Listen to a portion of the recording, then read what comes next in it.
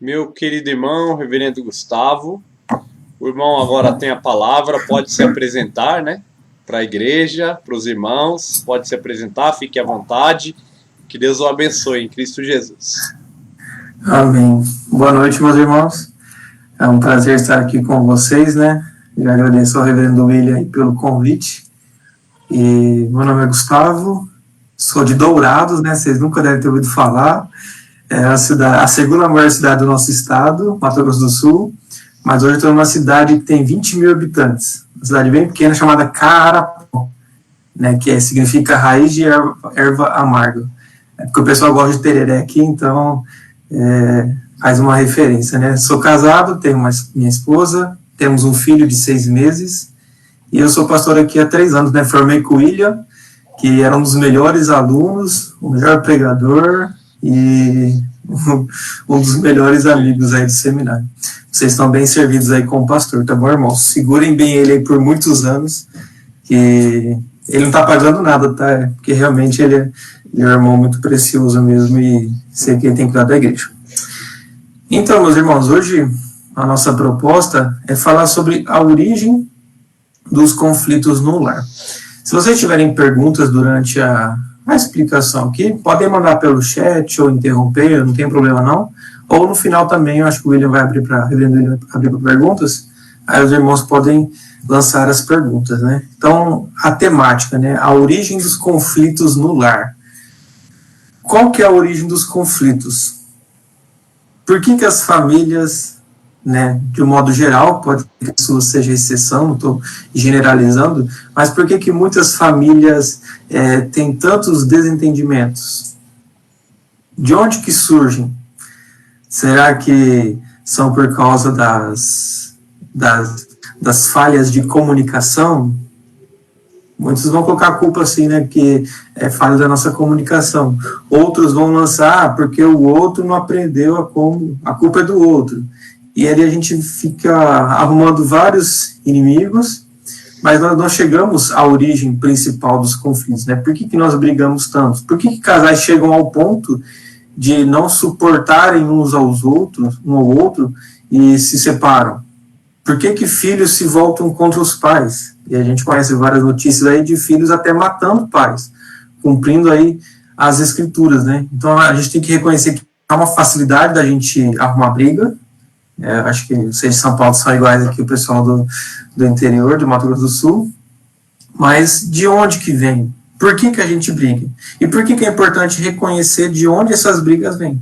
Porque só reconhecendo a causa é que nós podemos propor um tratamento. Né, eu sei que vocês já falaram aqui, vocês participaram ontem sobre o perdão na família, né? A família aos pés do Senhor na segunda-feira, e a ideia hoje é identificar a causa dos conflitos, ou a origem desses conflitos, para então propor uma solução. E tem um autor das Escrituras, que é Tiago, que ele dá uma ideia de onde surge, né? Abra lá em Tiago 4, do 1 ao 10, eu queria ler com vocês esse texto, Tiago 4, de 1 ao 10, não é uma pregação, mas a gente vai ter esse texto como base aqui para a nossa meditação. Tiago 4, do 1 ao 10. Peço que você acompanhe a leitura aí. Tiago 4, do 1 ao 10. A gente vai lendo por partes aqui, daí a gente vai explicando, tá, irmãos? De onde procedem guerras e contendas que há entre vós? De onde, senão, dos prazeres que militam na vossa carne? Cobiçais e nada tendes, matais e invejais, e nada podeis obter, viveis a lutar e a fazer guerras, nada tendes, porque não pedis. Pedis e não recebeis, porque pedis mal para esbanjardes em vossos prazeres. Infiéis, não compreendeis que a amizade do mundo é inimiga de Deus? Aquele, pois, que quiser ser amigo do mundo, constitui-se inimigo de Deus. Ou supondes que em vão afirma a Escritura, é com ciúme que por nós anseia o Espírito que ele fez habitar em nós? Antes, ele dá maior graça pelo que diz, Deus resiste aos soberbos, mas dá graça aos humildes. Sujeitai-vos, portanto, a Deus, mas resisti ao diabo, e ele fugirá de vós. Chegai-vos a Deus, e ele se chegará a vós outros. Purificai as mãos, pecadores, e vós que sois de ânimo dobre, limpai o coração. Afligi-vos, lamentai e chorai. Converto o vosso riso em pranto e a vossa alegria em tristeza. Humilhai-vos na presença do Senhor e ela vos exaltará. Então aí Tiago fez esse mesmo questionamento que surge muitas vezes. De onde que procedem os conflitos que existem no nosso lar? Então os versículos 1 a 3, Tiago, ele vai justamente tratar dessa questão da origem dos conflitos. E lembre-se que a carta de Tiago, o autor, Tiago, né, ele vai tratar com várias questões, uma igreja cheia de problemas. Por exemplo, que as pessoas tinham necessidade de ouvir mais antes de proferir julgamentos, antes de falar qualquer coisa. Que as pessoas precisavam demonstrar a sua fé com obras. Que as pessoas deveriam entender o perigo da língua caso ela não fosse controlada. Então veja que Tiago está tratando de conflitos que a gente vê no dia a dia. Falar demais, ouvir de menos, falta de demonstração de obras, de uma fé que é ativa, que pratica obras, acepção de pessoas. Ele vai falar também de dois tipos de sabedoria. No capítulo 3, o anterior, Tiago, ele vai falar da sabedoria do alto e da sabedoria terrena, que é carnal, animal e demoníaca, e as obras que essa sabedoria, dependendo de onde você busca a sua orientação, o que ela gera. Então, tudo aqui, Tiago está caminhando para mostrar, então, de onde surgem todos esses conflitos. E ali, ele vai tratar dos nossos relacionamentos horizontais, porque ele vai, veja o contexto, como é forte, irmãos, que ele fala, de onde procedem guerras e contendas que há entre vós. Então, a questão é que haviam muitos conflitos, que ele chega a comparar estes conflitos como guerras. E essa é a descrição que muitas famílias chegam num gabinete pastoral, quando procuram ajuda, e dizem, pastor, a minha casa é uma guerra, nós vivemos em constante conflito, né? Eu não sei mais o que fazer. Então, e Tiago fala, por que há tanta guerra, por que há tanto conflito, contendas, intrigas, invejas, né? Que a ponto de que uma pasta de dente que a pessoa aperta no meio, ou esquece aberta, a escova de dente que fica na pia, ou uma toalha molhada na cama, chega ao ponto de virar motivo para uma discussão e uma briga de ofensas e gritarias entre o cônjuge na família, entre pais e filhos, né? Então, por que há tanta contenda? A ideia aqui é até de conflito armado, quando o Tiago usa o termo contendas, né? Vivendo em guerras e contendas, é luta corpo a corpo. A ideia de peleja com armas. Então, esse é o sentimento de muitas pessoas a respeito do celular. Né? Como muitos até pensam assim, né? Estou indo para casa, já vou me preparar para a guerra. Tem muitos que gostam de sair de casa, porque sabem que quando chegam, saem de casa, se veem livres, né? Dos conflitos, das aflições, da guerra que há em casa, e quando voltam desanimados e tristes. Justamente por causa disso, né? E Tiago vai responder com outra pergunta, né? De onde, senão dos prazeres que militam na vossa carne? Então, veja, irmãos, nenhum conflito, preste bem atenção no que eu vou falar, nenhum conflito tem a causa puramente externa. Você não pode dizer, nós brigamos por causa da toalha, brigamos porque ele falou aquilo para mim, porque ele não reconheceu que eu limpei a casa, porque ela não fala que me ama. Então, a origem dos conflitos não são externas. Tiago fala, a origem dos conflitos que há no lar, que há até na igreja, são de ordem interna, vem dos prazeres que militam na nossa carne. Do pecado, né? Porque você já deve ter ouvido falar, aprendido na igreja, que nós já fomos justificados do pecado. Cristo tirou a culpa do nosso pecado, ele expiou, não há mais nenhuma condenação para os que estão em Cristo Jesus. Mas ainda há uma corrupção em nós, ainda há desejos que militam, as obras da carne e o fruto do Espírito, a obra do Espírito Santo. Então há uma luta. E aqui justamente quando o Tiago vai falar, né? De onde senão dos prazeres? A ideia dos prazeres aqui é ligada justamente aos nossos prazeres carnais. sensuais, ilícitos, as nossas paixões. Então, um casal briga quando desejos são contrariados.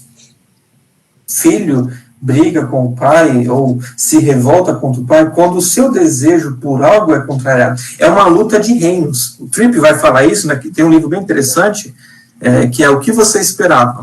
Vai tratar justamente das expectativas e do que nós devemos esperar e como é o casamento. E aí tem um capítulo que ele fala reino de quem? Porque justamente é uma luta, quando nós nos relacionamos com pessoas, de reinos. As pessoas normalmente vivem o marido contra a esposa, os diáconos contra o presbítero, né? Os presbíteros contra o pastor, como se houvesse uma luta de reinos. Qual vontade será estabelecida? Mas o reino é de quem neste mundo? Eu vivo para estabelecer o meu reino, o reverendo William para estabelecer o reino dele em Guarulhos, os irmãos para estabelecer o reino dos irmãos? Não. Há um rei acima de todos, nosso Senhor Jesus Cristo, que reina soberanamente. Então o reino é dele. Nós não vivemos para satisfazer as nossas vontades. Nós somos súditos de um rei. Então as nossas guerras vêm, os nossos conflitos, quando os nossos prazeres lutam, militam, fazem guerra contra o outro, sendo que o outro não é o meu inimigo. O meu filho, quando ele acorda de madrugada várias vezes, a minha esposa, quando me acorda para ajudá-la com o nosso filho Timóteo, a minha luta não é contra ela, não é contra o Timóteo, é contra o meu próprio coração, que às vezes tem preguiça, que às vezes fica irado por não querer acordar de madrugada, por ser incomodado no momento que você queria ficar só dormindo ou fazendo outra coisa. Então a luta que acontece em nossos lares vem do nosso coração. Então os choques e os conflitos acontecem quando as nossas altas expectativas ou nossos desejos carnais não são satisfeitos pelo nosso próximo ou com aqueles com quem nós convivemos. Não é por isso que as pessoas brigam? Não é o que fala, às vezes, numa separação, algumas pessoas falam, porque o outro não faz isso, não faz aquilo, ele não lava a louça, ele é um porco. Realmente, a pessoa pode ser uma porca, pode ser alguém que não ajuda em casa, alguém que é distante. Não estamos tirando aqui o problema das atitudes externas, mas a nossa reação ao que o outro faz é que vem o conflito. Porque se você não quiser brigar com o outro, você pode controlar o seu coração, amar o seu inimigo e responder como Cristo quer. Vejam que Cristo é o exemplo disso. Tudo que ele viveu, tudo que ele suportou, a rejeição dos seus, Pedro negando, Judas o traindo, falta de pão às vezes, falta de consolo, o sofrimento do deserto, todas as aflições contrárias que Cristo tinha, e ele ainda assim sabia como responder às situações. Ele não era refém e escravo das circunstâncias. Então, os conflitos, irmãos, esse é o primeiro ponto, vêm do nosso coração e dos nossos desejos, daqueles que fazem luta contra o Espírito Santo. Não é o que Paulo vai falar na epístola aos Gálatas, quando ele fala das obras da carne e dos frutos do Espírito, lá em Gálatas 5, rapidamente, no versículo 17, Paulo diz assim, porque a carne milita contra o Espírito, e o Espírito contra a carne, porque são opostos entre si, para que não façais o que porventura seja do vosso querer. Então as guerras vêm, a luta entre carne e espírito, quando a nossa carne faz oposição ao espírito, a vontade revelada de Deus nas Escrituras.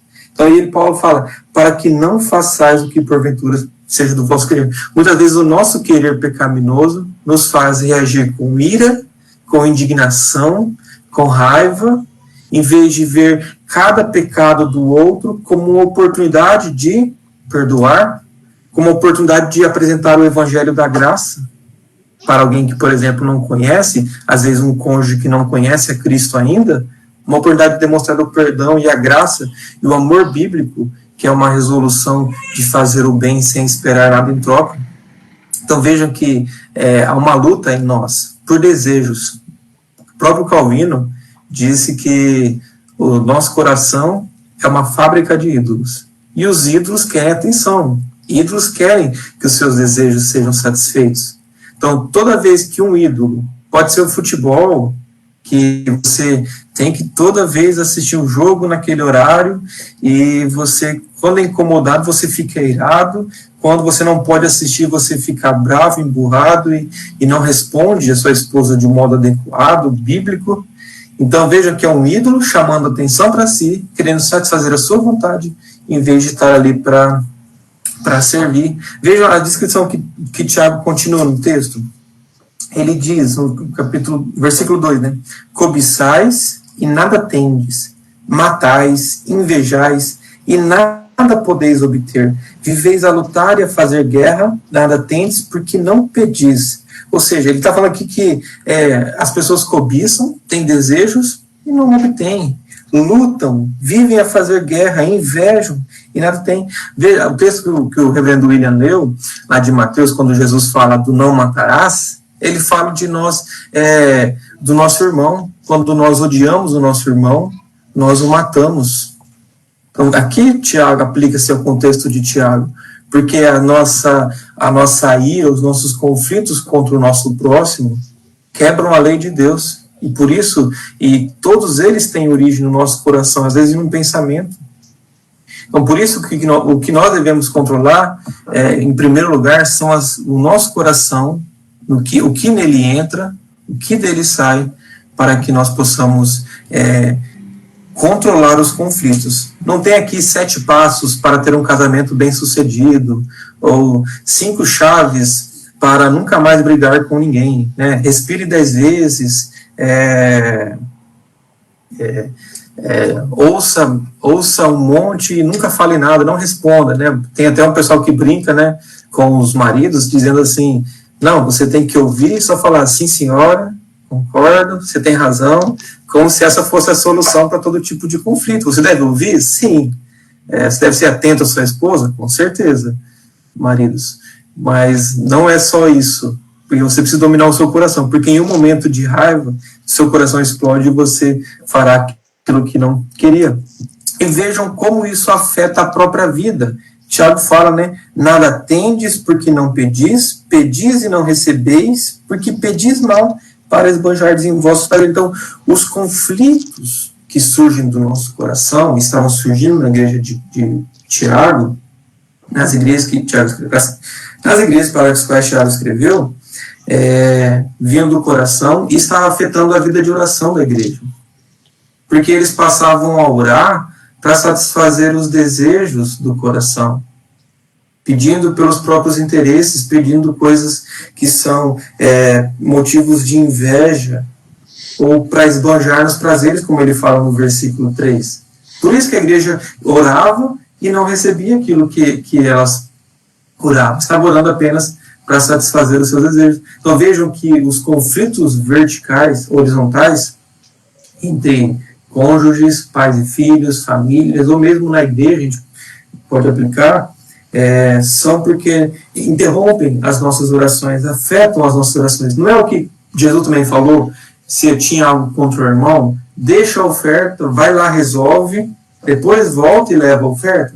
Então os conflitos que existem afetam a nossa vida de oração, afetam o modo como nós ofertamos, afetam a nossa vida com Deus. Por isso que nós devemos entender a origem e buscar a solução dele. O profeta Isaías, em capítulo 58, versículo 3, vai falar, ao jejuar, cuidais dos próprios interesses. Então, eu pergunto para vocês, no seu lar, você vive para quê? Você se casou? Ou você vive para ter os seus sonhos realizados? Para ter os seus desejos satisfeitos? Isso é muito pouco e não é o motivo bíblico, o motivo de Deus. Porque são motivos egoístas. Nós estamos cuidando apenas do nosso interesse. Nós vivemos por uma causa muito maior, o reino de Cristo. E nós devemos entender deste modo. O Calvino, comentando esse texto, ele fala assim, eles tinham seus pedidos negados porque achavam que Deus tinha que ministrar as suas paixões. Nossos pedidos são negados por Deus, como um bom pai, quando nós pedimos para satisfazer as nossas paixões, porque não é bom. Aquele filme, né, bem antigo, Clique não, né, Sim Senhor, ou o que o Jim Carrey vira Deus lá, ele responde sim para todos os pedidos, né? Ele pega um computador e vai dar sim para todas as pessoas.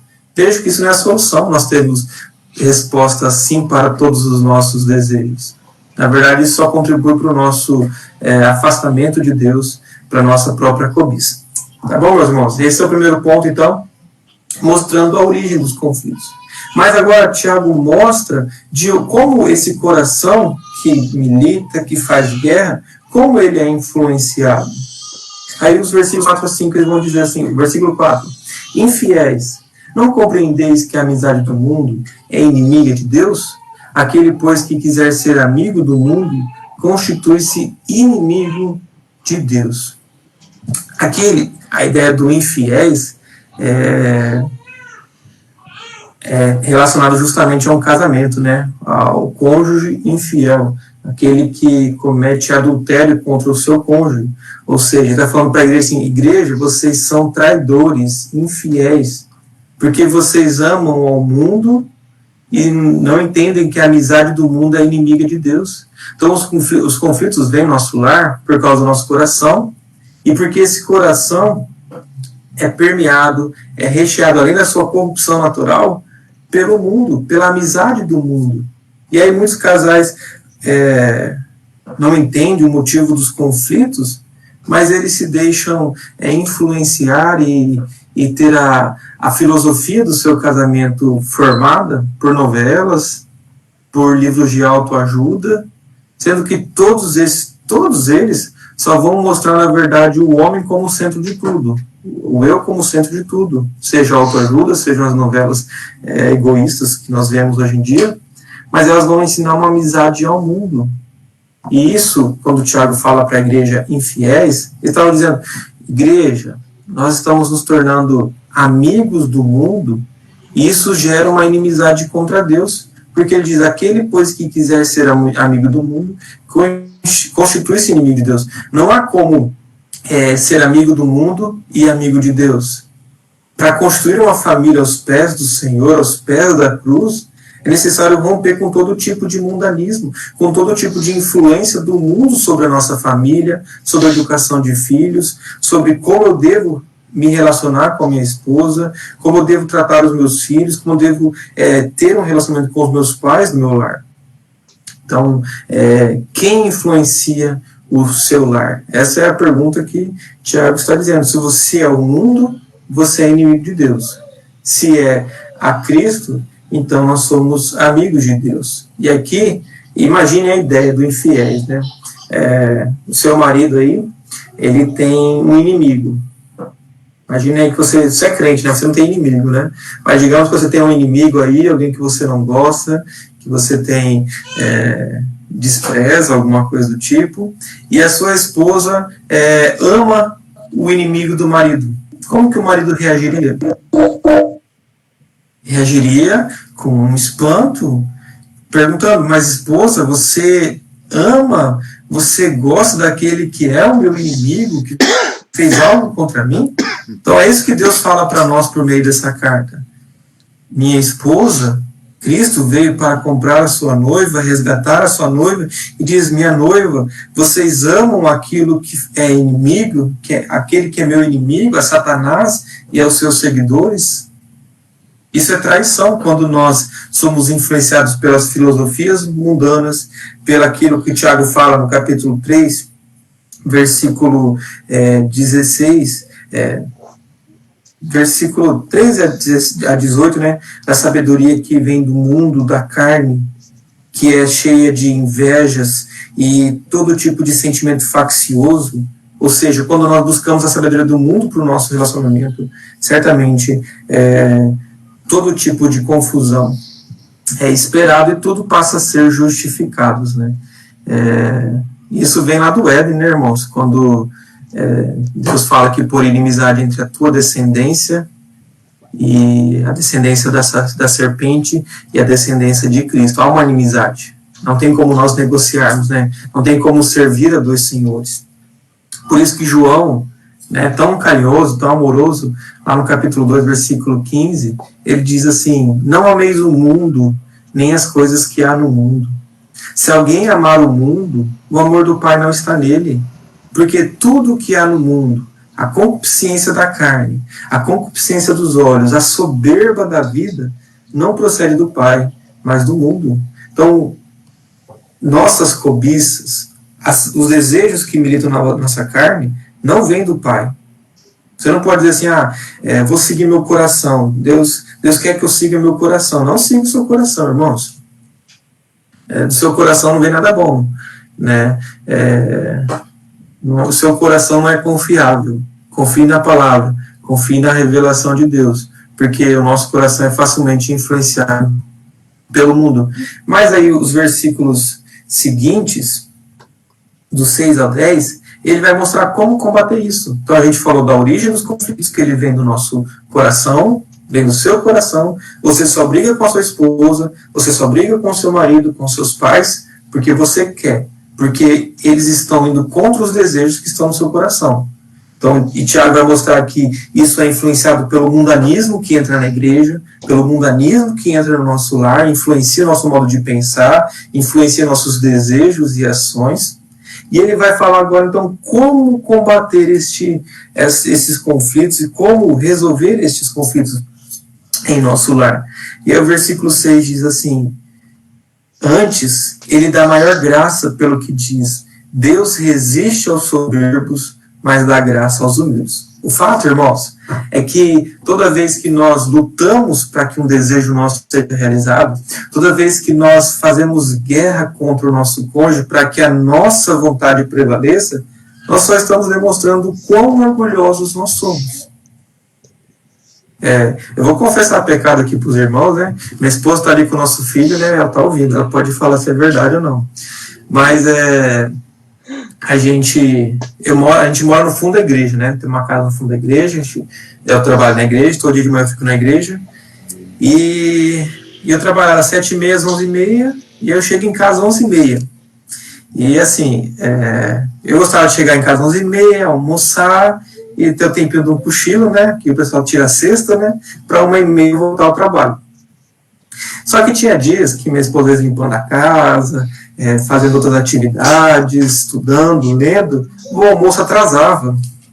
E aí como que eu chegava em casa? Chegava assim, chegava já bravo, né, assim, eu não sou nervoso, mas eu fecho a cara e começo a não responder aquilo que ela pergunta, fico meio assim, né.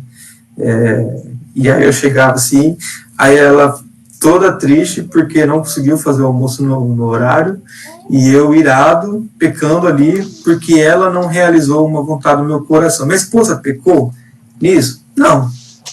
Ela apenas, numa circunstância, o almoço não ficou pronto no horário que eu imaginava que devia ficar pronto, naquilo que a gente normalmente faz. Então o pecado onde que veio? Do meu coração, que queria que a minha esposa servisse as minhas vontades, que ela satisfizesse aquilo que eu desejava, que eu tinha como prioridade para o meu dia. Então ali veio o pecado do meu coração, querendo que a minha esposa servisse aos meus interesses e aos meus desejos. Não era muito mais fácil chegar em casa como um cristão e ver que ela não conseguiu terminar e falar: meu amor, o que eu posso te ajudar? Como eu posso apurar o almoço para que ele fique pronto no horário? Posso te ajudar? Pegar e fazer, e em 5 minutos, 10 minutos, às vezes ficaria pronto. Né? Então, daí por causa de um pecado, aí há um desentendimento, há um desgaste, e a gente vai ter que pedir perdão e reconciliar em algum momento. E é difícil às vezes, mas vendo que da minha soberba, do meu orgulho, de querer que os outros me sirvam. Então, os nossos pecados vêm da soberba do nosso coração, o desejo de que as pessoas sirvam. Eu só fico irado quando meu irmão fala mal de mim, porque eu queria que todos falassem bem. Porque eu me acho tão bom que eu queria que todo mundo só me elogiasse. Estou vendo um desejo meu que se acha tão bom, porque de modo que eu fico irado quando os outros não comentam bem de mim, ou não falam bem de mim. Eu vejo que tudo surge do coração, do nosso orgulho. Mas o texto diz, né, que Deus resiste aos soberbos. Deus não se agrada dos soberbos, meus irmãos.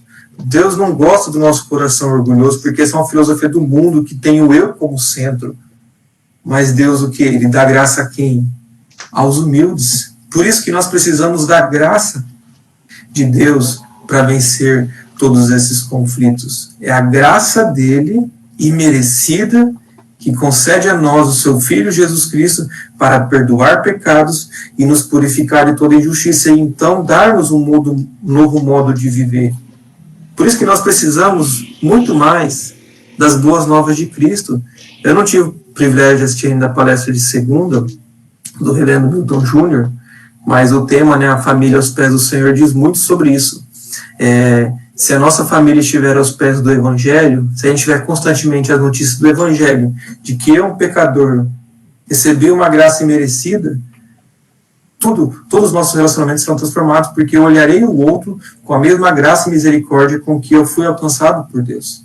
Nós precisamos disso, das boas novas do Evangelho, não de mais de justiça própria, de desejos próprios, de leis que eu crio, achando que o outro tem que viver para me satisfazer. Mas quem que recebe esta graça? Os humildes. Jesus não disse que bem-aventurados são os humildes de espírito? É isso que Deus quer. Ele quer que nós nos humilhemos, porque nós não merecemos sua graça. Num casamento, em nosso lar, nós não podemos nos achar tão grandes que o outro não possa pecar contra nós. O pecado do outro não é contra nós. O meu pecado, o pecado da minha esposa, do meu filho, não é contra mim, é contra o Senhor. Então, se ele perdoou por meio de Cristo, quem sou eu para não perdoar?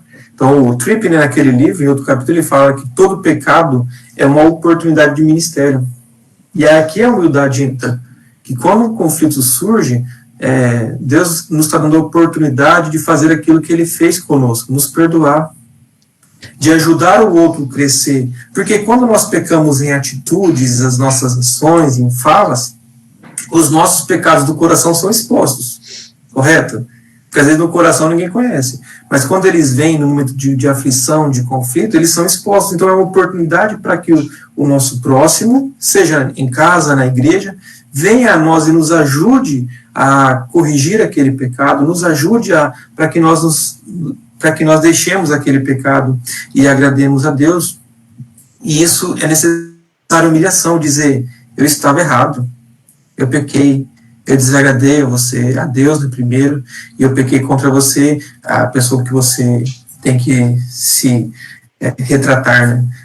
Olha que interessante que Isaías 57, 15 e seguintes diz assim: porque assim diz o alto, o sublime, que habita a eternidade, o qual tem o nome de santo. Habito no alto e santo lugar, mas habito também como contrito e abatido de espírito, para vivificar o espírito dos abatidos e vivificar o coração dos contritos. Nós só conseguiremos vencer os conflitos e vencer o nosso próprio coração pecaminoso, a nossa soberba, quando nos humilharmos diante de Deus. Essa é a atitude de um servo que se encontra com o seu Senhor. Não é orgulhoso, dizendo, ai Deus, a esposa que o Senhor me deu só me leva a pecar. Não parece coisa do Éder ficar culpando os outros? O marido culpa a esposa culpa o marido, os dois culpam a serpente. Então um vai jogando a culpa no outro, que na verdade está dizendo, Senhor, a culpa é do Senhor. Então, a culpa não é dos outros, não é de Deus, a culpa é nossa. Do nosso coração que não se humilha diante de Deus, não busca nele orientação. Mas o texto continua, cheio de imperativos. Do versículo 7 a 10, irmãos, nós temos aqui mais de quase 10 imperativos. Ele vai falar, sujeitai-vos a Deus no versículo 7. Primeiro imperativo, sujeitai-vos a Deus. Veja a importância de quando nós vamos nos humilhar, nós estamos falando em nos sujeitar a Deus e nos colocar em uma relação de subordinação a Deus e acatar as orientações a dele. Você é sujeito a Deus? Seu casamento recebe as ordens de Deus, a influência da palavra de Deus em sua vida? Ter um casamento, uma família cheia do Espírito, é ter uma família onde a palavra de Deus reina e habita, e é proclamada, anunciada, lida constantemente. Porque o Espírito usa a palavra. Então, a palavra só terá efeito em nossa família, em nosso coração, quando nós buscarmos nela constante auxílio. E sujeitar a Deus é sujeitar-se à palavra revelada dele, sujeitar-se ao senhorio de Cristo. Então, o primeiro imperativo é nos sujeitarmos a Deus, receber a sua palavra. Mas, na sequência, ele diz, mais, segundo imperativo, resistir ao diabo. A Deus nós nos sujeitamos, obedecemos e buscamos a sua orientação. Mas do diabo, o que a gente faz? A gente resiste. O nosso coração é influenciado pelo diabo. Ele tem as suas artimanhas, os principados e potestades. Ele tem domínio sobre várias esferas dessa vida, sobre governos. E ele quer muitas vezes nos influenciar. Mas nós devemos fazer firme oposição a ele, e ele fugirá. Não precisamos fugir do diabo, correr dele. Nosso lar tem que ser firme na palavra, porque quando nós resistirmos a ele, sujeitando-nos a Deus, certamente ele fugirá. E aí ele continua para uma área mais íntima, versículo 8, aqui o terceiro imperativo, chegai-vos a Deus, e ele se chegará a vós outros. Então ele fala, famílias, igreja, corram a Deus, cheguem-se a Deus. Se enquanto vocês estavam brigando, as suas orações não chegavam a Deus, agora deixem isso, entendam o papel de vocês, humilhem-se e cheguem à palavra de Deus. Para nós termos uma família aos pés do Senhor, para nós termos uma família que sabe lidar com os conflitos, nós precisamos de nos achegarmos a Deus. Buscar a Deus, sermos firmes na palavra, resistindo ao diabo, não nos isentará de conflitos. Os conflitos sempre existirão. Se alguém diz para você um dia que depois de 10, 20 anos de casamento não existe mais conflitos, é mentira. Os mais velhos aí podem confirmar. Eu tenho quase 6 anos de casamento. E ainda os conflitos surgem. Porque enquanto tiverem 2 pecadores casados, os conflitos existirão. Mas a gente tem que aprender a como lidar com eles. Como lidar com o meu pecado e com o pecado do outro. Então, Tiago vai falando de nos sujeitarmos a Deus, de resistirmos ao diabo, de chegarmos a ele, de buscarmos a presença, de orarmos a ele, e que ele, então, se chegará a nós outros. Mas como que nós chegamos à presença de Deus? Ele continua no versículo 8, outro imperativo. Purificai as mãos, pecadores. E vós que sois de ânimo dobre, limpai o coração. Então Tiago fala, não adianta nós chegarmos a Deus com as nossas queixas, com as nossas reclamações, sem antes recebermos a pureza do sangue, que o sangue de Cristo pode nos oferecer. Por isso que ele diz, purificai as mãos, limpai o coração. É isso que a família precisa. E isso é a necessidade constante. Eu sei que ontem vocês devem ter tratado isso no estudo. O perdão é isso, é cada vez que nós pecamos, nós confessamos a Deus, recebemos o perdão, buscamos retratar retratar com quem foi ofendido, e é o processo constante da vida do crente, cada vez resistindo mais ao diabo, fugindo dos nossos pecados, mas sempre contando com as boas novas do Evangelho, que Cristo purifica o nosso pecado. E ali ele termina os versículos 9 e 10 dizendo, com outros 5 imperativos, afligi-vos, lamentai, chorai, converta-se o vosso riso em pranto e a vossa alegria em tristeza, humilhai-vos na presença do Senhor e ele vos exaltará. Muitas vezes nós vamos ter que fazer isso, meus irmãos, chorar na presença de Deus, lamentarmos pela situação que nós deixamos que a nossa família chegasse, de um filho que se rebela contra a palavra de Deus, de um cônjuge que não é crente, de pais que não entendem o nosso desejo de buscar a Deus. Nós precisamos nos humilharmos na presença de Deus. Porque é isso que Deus quer de nós, é submissão, humilhação na presença dEle. Porque quanto mais nós nos humilhamos, e isso uma consciência de pecados, do nosso pecado nos dá, quanto mais nos humilhamos, mais Deus se achega a nós, e nós compreendemos a sua palavra.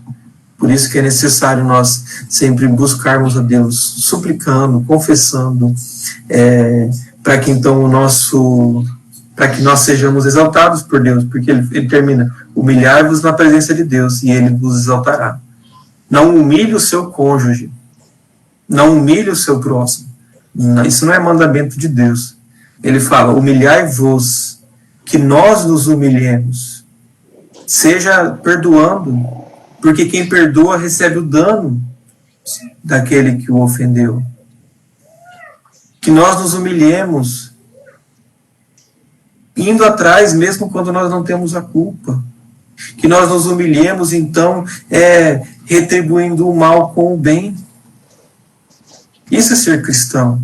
O amor é dar ao outro, é fazer as coisas sem esperar um elogio, sem esperar uma retribuição, porque isso é se humilhar. Porque nós reconhecemos que o nosso juiz, o nosso soberano é Deus. E se ele mandou eu dar a outra face quando o outro me ofende, então eu darei.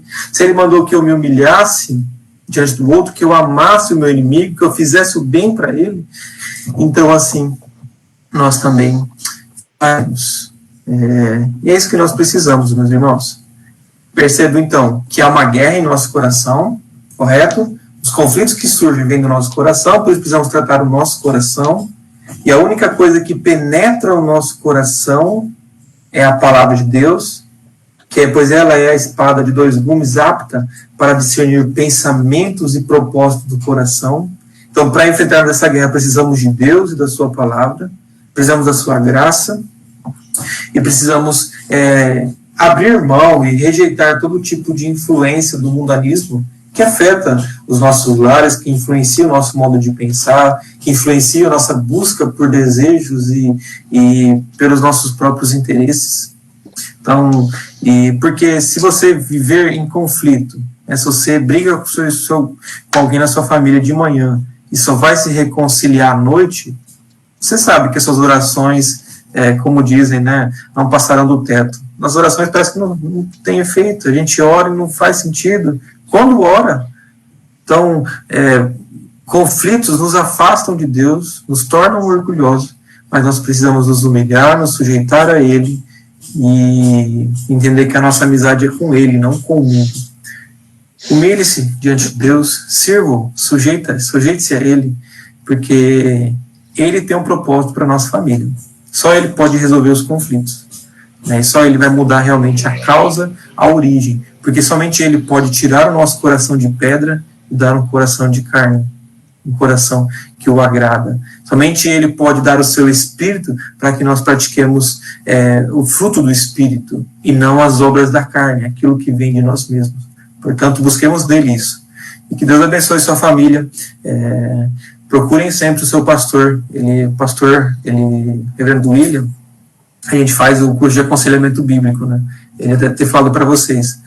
E ela trabalha bem com essas questões de relacionamentos. E às vezes a gente não quer buscar uma ajuda, a gente não quer pedir orientação, a gente tem vergonha de expor a nossa família, mas a gente precisa contar. Buscar ajuda é o primeiro passo de humilhação, de falar assim, eu não basto a mim mesmo, eu preciso do meu próximo, eu preciso de alguém que me ajude, de alguém que ensine a palavra e consiga ver algo que eu às vezes não estou enxergando para me ajudar e aplicar a palavra de Deus em nossa vida.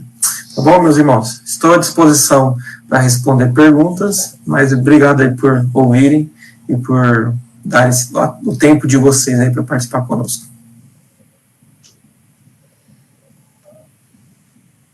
Reverendo William aí, pode ir. Reverendo, muito obrigado pela excelente palestra, pela excelente palavra, que Deus o abençoe. Amém. Enquanto você falava, minha esposa estava aqui me cobrando, né? Eu acho que nós temos pecados semelhantes, devemos confessá-lo diante do nosso Deus, né? O nosso irmão Ivan aí está também agradecendo a palavra, foi muito importante. Um abraço para o meu amigo Ivan, para o nosso amigo aí. É verdade. A nossa turma, né? Os meus melhores amigos estão nessa chamada, né? O William e Ivan. Feliz aí por isso. E você também, um amigo muito precioso.